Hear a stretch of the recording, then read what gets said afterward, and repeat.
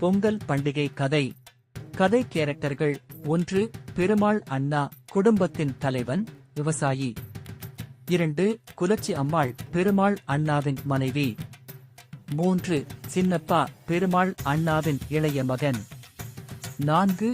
முனியாண்டி, பெருமாள் அண்ணாவின் நண்பர், விவசாயி. குலச்சி, இந்த வருஷம் நம் நிலத்தில் நல்ல பயிர் கிடைச்சிருக்கு. எவ்வளவு நன்றி சொல்லினாலும் போதாது.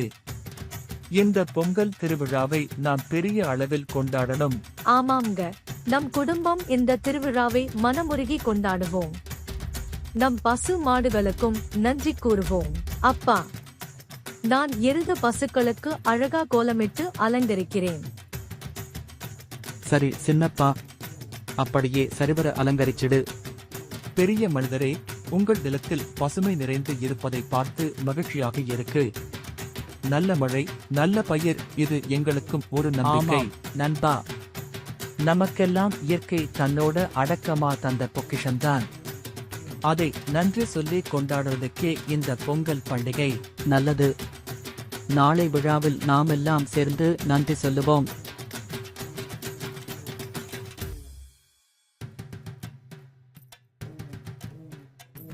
சின்னப்பா, பொங்கல் பாயசத்தை பரிமாறி பாரு. எல்லாரும் சாப்பிட்டு மகிழ்ச்சியா இருக்கணும். அம்மா, நான் எல்லாருக்கும் சேர்த்து தர்றேன். இந்த பொங்கல் விழா நம்ம வாழ்வில் ஒவ்வொரு நாளும் இருக்கணும்னு நினைச்சிருவேன். வெரி குட், நன்றான ஆசை சின்னப்பா.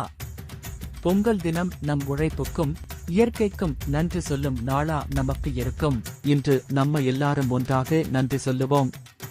இந்த பூமி, மழை, சூரியன் எல்லாத்துக்கும் நன்றி செலுத்துவோம். இங்கிருந்த ஏரி என்னும் உழைச்சு பெறுறோம். அதற்காகத்தான் இந்த பொங்கல் பண்டிகை. உண்மையா சொல்றீங்க பெரியவரே. நம் வாழ்வை வளமாக்கும் இயற்கைக்கு நன்றியுடன் வாழ்ந்தால்தான் வாழ்வு இனிமையாகும். இந்த பொங்கல் நாளில் நம் குடும்பத்துக்கும் எல்லோருக்கும் அமைதியும் மகிழ்ச்சியும் கிடைக்கணும் என பிரார்த்திக்கணும். ஆமாம் குலச்சி, அது நம் வழக்கம்தான். நம் பிள்ளைகளும் எதிர்காலமும் இந்த மரபுகளை தொடர வேண்டும். அப்பா, நாளைக்கு இன்னொரு பொங்கல் கொண்டாடுவோமா? ஹா ஹா ஹா. பொங்கல் நாளா ஒரே நாளுதான் வரும் சின்னப்பா. ஆனாலும் நம் நன்றியோ அன்போ எல்லா நாளும் இருக்கணும்.